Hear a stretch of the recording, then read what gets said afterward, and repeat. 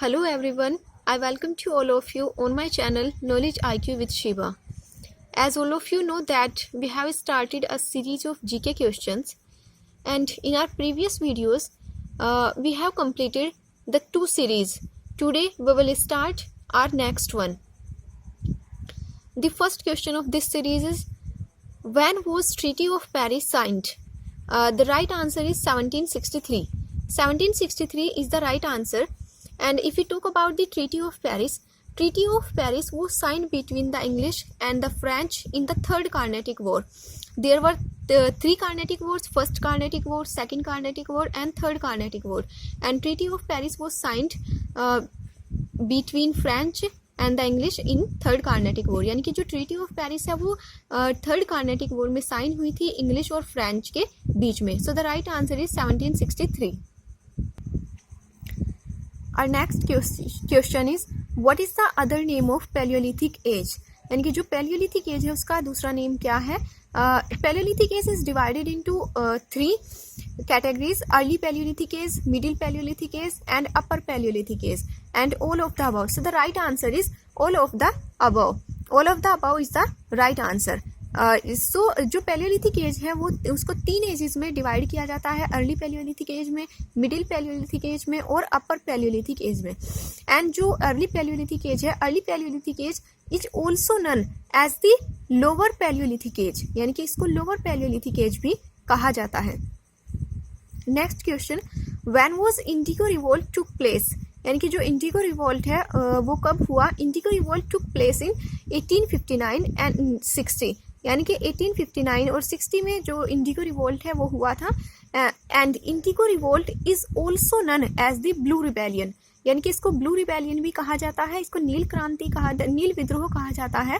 और अगर हम इंडिगो रिवोल्ट की बात करते हैं तो इंडिगो रिवोल्ट में जो ब्रिटिश थे वो ये चाहते थे कि जो फार्मर्स हैं वो इंडिगो को उगाएं, ज़्यादा से ज़्यादा इंडिगो को उगाया जाए.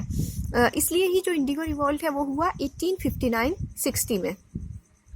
Next question, where is the headquarters of IMF? IMF के हेडक्वार्टर्स कहाँ है?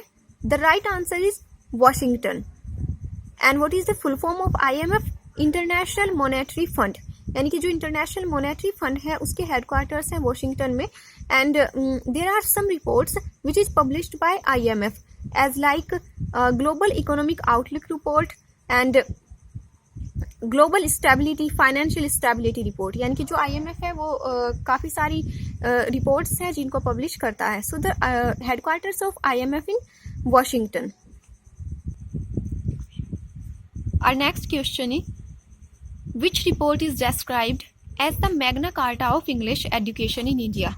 यानी कि कौन सी ऐसी रिपोर्ट है जिसको magna carta of English education कहा जाता है, इंडिया का magna carta of English education? So the right answer is Wood's dispatch. Wood's dispatch is known as the magna carta of English education in India because is laid the foundation of English education and it came into existence in 1854. यानी कि जो woods dispatch है वो 1854 में existence में आई. और अगर हम वुड्स डिस्पैच की बात करते हैं तो ये रिलेटेड है इंग्लिश एजुकेशन से. Next question, who was the founder of Satyashodhak Samaj? So the right answer is Jyotiba Rao Phule. And if you talk about the Jyotiba Rao Phule, Jyotiba Rao Phule जो है उन्होंने काफ़ी सारे जो स्कूल्स हैं वो खोले हुए हैं. And he is the founder of Satyashodhak समाज.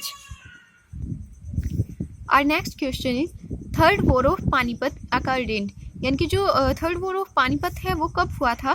थर्ड वॉर ऑफ पानीपत जो हुआ था वो हुआ था 1761 में. So the right answer is 1761.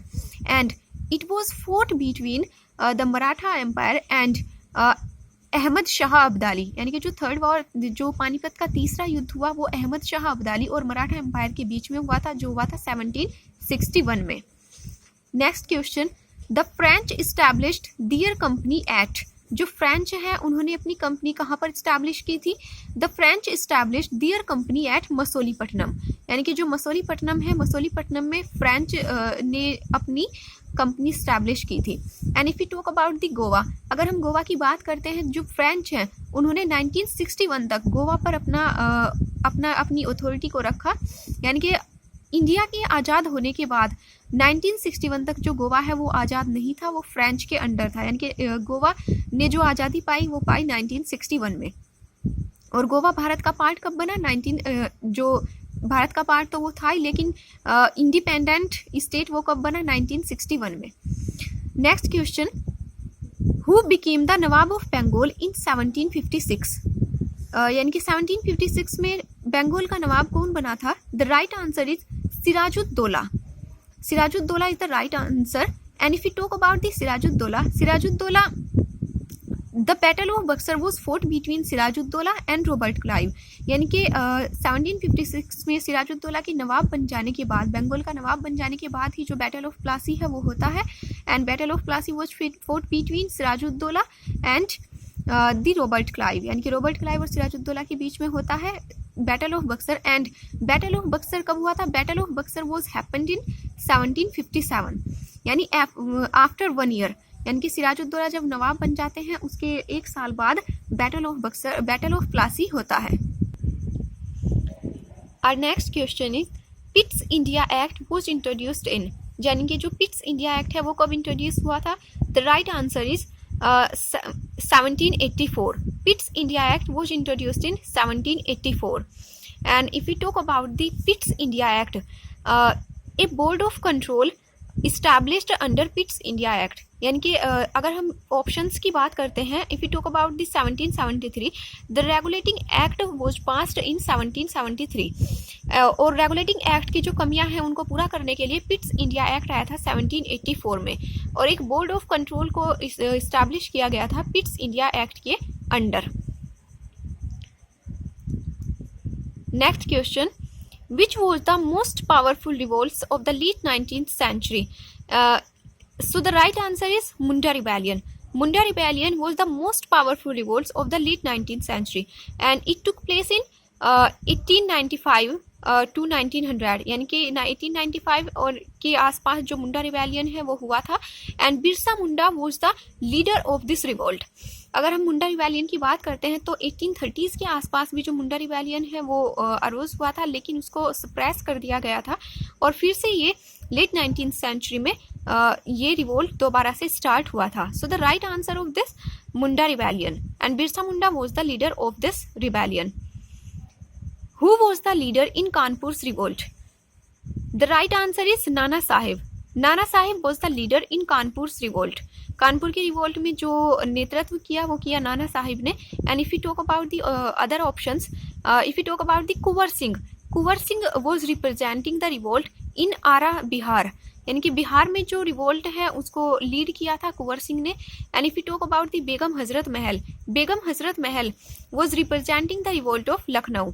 यानी कि जो बेगम हजरत महल है वो लखनऊ के रिवोल्ट को रिप्रेजेंट कर रही थी। Our next question is which site come under the mixed world heritage sites? यानी कि इनमें से कौन सी ऐसी साइट है जो मिक्स्ड वर्ल्ड हेरिटेज साइट के अंडर आती है? The right answer is Kanchenjunga national park. Kanchenjunga national park is the only mixed world heritage site of India. यानी कि जो कंचनजंगा नेशनल पार्क है वो इकलौती मिक्स्ड वर्ल्ड हेरिटेज साइट है। And if you talk about the world heritage site, in India there are 38 world heritage site. 30 are cultural and 7 are natural and 1 is Kanchenjunga national park. यानी कि Kanchenjunga national park इकलौती है जो mixed world heritage site के under आती है। अगर हम वर्ल्ड हेरिटेज साइट की बात करते हैं तो इनको ये जो टैग दिया जाता है ये देता है UNESCO. And Kanchenjunga is the only mixed world heritage site of India. Next question, Ibn Battuta was related to the reign of? Ibn Battuta was related to the reign of Muhammad bin Tughlaq. The right answer is Muhammad bin Tughlaq.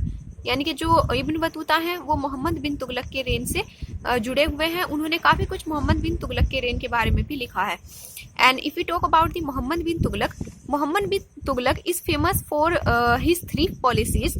First is token currency, second is transfer of capital and third is taxation in Doab. Next question is who is known as the father of Indian unrest? यानी कि father of Indian unrest किसको कहा जाता है? The right answer is बाल गंगाधर तिलक। बाल गंगाधर तिलक is known as the father of Indian unrest. And who said this? Valentine Shirol. Valentine Shirol, Valentine Shirol, the father of Indian unrest. यानी कि Valentine Shirol ने जो बाल गंगाधर तिलक है उनको the father of Indian unrest कहा है. And if you talk about the Bal Gangadhar Tilak was belong to the radical movement, यानी कि रेडिकल मूवमेंट को बिलोंग करते हैं और इनको फादर ऑफ इंडियन अनरेस्ट कहा जाता है. So it's all for this series. Thank you for watching.